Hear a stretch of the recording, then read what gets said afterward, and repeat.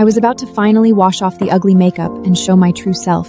It was my 20th birthday, but a loud knock ruined the peace.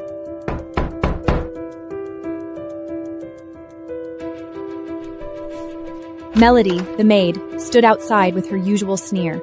"Alana, what are you sneaking around in here for? Miss Jones's wedding day is here. Go to the front hall, now." I smirked deraiously. For 15 years since my mother's death, I had been pushed into that back room. My stepmother, Kiara, my father, Darren, and Kira's daughter, Paige, they had taken over everything. The worst part? Not even my father treated me the way I deserved. The Jones family's residence looked like a palace, dressed in over-the-top luxury for Paige's big day. Everyone wore elegant outfits, except me. I stood out like a sore thumb in my cheap white t-shirt, ripped jeans, and hideous makeup. "Alana, I got you a beautiful new dress. Why didn't you wear it?" I didn't bother replying. Instead, I turned to Mr. Reuben Evans and gave a polite nod. "Hello, Mr. Evans." My eyes naturally drifted to the man beside Reuben. Tall, sharp, and ridiculously handsome. This had to be Cole Evans, the mysterious heir. Look at Alana. Ugly as hell, yet she dares to drool over Mr. Evans. What a joke. It's fine. Cole's amazing. It's only natural that other women like him. What a disgrace! Get out of here! I dragged over a chair and dropped into it casually, right across from Cole. Cole didn't flinch. His face stayed blank, cold as stone. Let's check if we missed any documents. A moment later, one of them froze. Mr. Evans, the system says you're already married. Your wife is listed as Mrs. Elena Marsh. My eyes went wide. Shock hit me like a slap. I was married? To Cole Evans? But I had no idea how. How can this even be happening? This can't be right. There's got to be an error. The Jones family had thrived off my mother Rita's brilliance, her medical genius, and those rare formulas. But after my mother's passing, the legacy began to wither. They needed this marriage to work. "This doesn't make any sense. There has to be a mistake here." The crowd surged towards the laptop. Sure enough, the system showed Cole and me listed as husband and wife. The date went back 2 years, in another nation, Podgen, when I was 18. Darren and Kiara stood frozen. Paige's polished mask cracked right then and there. Care to explain, Cole? I'm just as confused as you are. Cole's head slowly turned toward me, his stare sharp enough to cut glass. I gave a slow blink, shrugged innocently. "Beats me. I don't know either." No one had any real reason to doubt me. I'd grown up invisible, tucked away in the back corner, stuck in a storeroom no bigger than a closet. Sort out the truth later. For now, divorce immediately and get Cole married to Paige today. Right. Getting Cole and Paige married takes priority. I'm afraid Cole can't marry Paige. The Evans family has strict traditions. A man can only remarry if his wife has passed away. The one walking down the aisle today has to be Eliana. You can't be serious! Everyone in Ubleto knows I'm the one meant to marry into the Evans family! Watching Kiara's and Paige's meltdown was priceless. I could barely hide my amusement. With a sugar-sweet smile, I looked up at Cole. "Darling, sorry about all this drama." "You bitch! He's mine! How dare you call him that?" Quick on my feet, I ducked behind Cole and clutched his shoulders like a shield. "Take a breath, Paige. Where are those polished manners you take pride in?" As an Evans, I'm expected to uphold my family's traditions. I won't be the one to tear them down. Both Kiara and Paige paled, as if the floor had dropped beneath them. And with that, the switch in brides was sealed for good. I stepped forward without hesitation, slipping into the gown that had been meant for Paige. Nothing about Cole's wedding was subtle. A $100 million gown, laced with diamonds and pearls, was the crown jewel of the ceremony. Paige had fantasized about walking down the aisle in it for as long as she could remember. Kiara and Darren had put together $500 million as a wedding gift, aiming to marry Paige off in a grand spectacle. But in the end, every bit of it went to me. I could barely hold back my laughter, but with Cole standing right next to me, I bit it back and kept my expression neutral. A swarm of reporters buzzed outside the mansion. Instead of feeding the frenzy, Cole avoided the car altogether and flew off with me in a private helicopter. Tears streamed down Paige's face as the helicopter disappeared into the clouds. I kept my head down during the entire ceremony.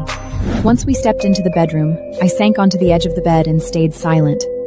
Across the room, Cole slipped off his jacket and dropped onto the couch. His eyes locked on me, intense, clinical. Underneath all that heavy makeup, I wasn't just attractive, I was striking, but he couldn't see that, yet. You had no trouble talking earlier. Why so quiet now? I stiffened, a chill rushing up my spine. It's not like I planned to marry up. A dry chuckle slipped past Cole's lips. He wasn't buying it for a second. Without warning, he rose and crossed the room. He leaned down and swept me into his arms. "Mr. Evans, what What are you doing? Tell me, what do you suppose newlyweds ought to be doing on their wedding night? Everything tilted as he tossed me onto the bed, his body closing the space between us like a storm cloud rolling in. With my horrible wig and makeup, could Cole really bring himself to do it? There was no denying it. Cole's looks had reeled me in the moment we met, but when it came to intimacy, I was a dreamer, not a doer.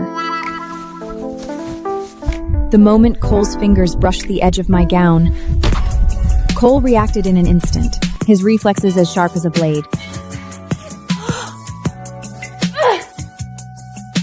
In the next breath, my balance slipped and I crashed to the floor, but not before Cole had already plucked off my veil and my wig. A river of chestnut hair tumbled down my back, shimmering like spun silk. For 15 years, I'd sold the lie. Sickly, fragile, a girl with damaged hair and an unattractive face. And now, thanks to Cole, all of it unraveled in seconds. Cole studied me like a puzzle piece he hadn't expected. Something in his gaze shifted, deep, unreadable. His fingers had brushed across my cheek, wiping away a smear of foundation. What peeked through wasn't mangled flesh, it was skin like porcelain. I wasn't just attractive, I was striking. Without the camouflage, my beauty could have easily lit up a room. Could you explain what you were trying to do? I didn't want to give you a lousy experience. No worries. Your face might be a mess, but that body's something else. I'll just switch off the lights and take my time enjoying it. I figured he was joking, until the room went pitch black. He'd actually meant his words. This bastard really has no shame. I bolted for the balcony, but the heavy layers of my wedding gown dragged at my steps. He closed in once more and slammed me down. Have you completely lost it, Cole? We should make some noise. Grandpa planted someone outside to listen in. You asshole! If making noise is so important, then go make it yourself! Cole's hand traveled to my waist and gave me a sudden, sharp pinch. Ugh! The muffled footsteps outside finally drifted off down the hall. Honey, you certainly know how to make some noise in the bedroom. Flushed and fuming, I swung for him again. Cole, sensing I'd had enough, lifted his hands in surrender and stepped away. After his shower, Cole slipped into clean pajamas and made himself comfortable, stretched out like he owned the bed. The knot on his pajama top hung loose, exposing just enough of his defined chest to make it feel intentional. For a moment, I was at a loss for words. When we'd first crossed paths, I'd pegged Cole as distant and above it all.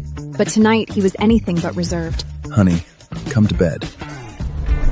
I blinked, stunned. Was he actually serious about sharing the bed? Well, what do you say we talk for a bit instead? What exactly do you want to discuss? The way you tricked everyone in the Jones family? Or maybe how you mentally braced yourself for marrying someone you can't even stand? Cole's eyes narrowed. Did I really catch on to how much he hated Paige? How about a deal?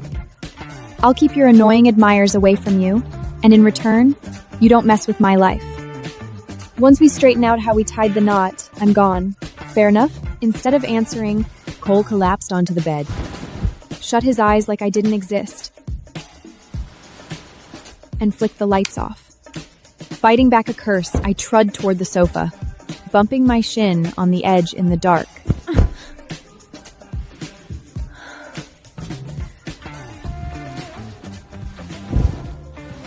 Hours passed in silence. I drifted into a deep sleep. Sometime in the middle of the night, Cole opened his eyes and slipped out of bed. Guided by the dim moonlight, he crossed the room and stopped in front of me, just watching. The air carried a hint of my scent, clean and natural, untouched by perfume.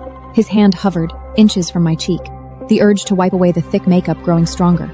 But just as he moved in, I shifted slightly. Startled, he backed away. The next morning, I turned over on the plush mattress and woke up feeling unexpectedly well-rested. When I opened my eyes, the first thing I saw was Cole, already dressed, perched edge at the edge of bed, watching me like I've some kind of mystery. Last I checked, I'd passed out on the couch, so why was I waking up in bed? Honey, you climbed into bed yourself. I narrowed my eyes, not buying a single word of it. Actually, you didn't stop there. You stripped me down, cuddled up to me, had your hand on my chest, and whispered sweet nothings like darling. Shut your mouth! I took some videos. If you think I'm lying, go ahead and watch for yourself. In a blur of panic, I darted into the bathroom. I slammed the door, threw the lock, and tugged at my hair like I could wring the embarrassment out. A knock rattled the door. Cole's voice drifted in. Honey, time's ticking. The elders are waiting to greet us. Better get moving. The wealthy Evans family had upheld its numerous traditions for generations. One of the most important came the morning after the wedding. What do I wear? I've got you covered. I snatched the bag, shut the door, and got to work. Shower, outfit change, a fresh layer of makeup to seal the deal. Cole had made a move on me last night. Maybe my makeup hadn't been terrible enough, so today, I dialed it up even more. Once I was finally dressed, I cracked the door open. Where's my wig? Cole gave my face one look and nearly lost his composure. Without a word, he pointed to the trash can. Try not to give my grandpa a heart attack. Maybe ease up on the haunted doll look. Before I could throw a word back, Cole grabbed my hand and led me straight out the door. The hall downstairs stood prim and polished. At the head of the long room, Reuben occupied the central seat. The moment Cole and I stepped in, hands clasped together like we had something to prove, the entire room stiffened. Thanks to the eavesdropper from last night, Reuben already knew our room hadn't exactly been quiet. They were expecting to see me limping in, bruised and humiliated. Instead, they got a picture of a peaceful couple, either oblivious or uncaring. Cole moved forward without hesitation, gently guiding me by the hand as we began greeting the elders. Every seat around the oversized table was filled.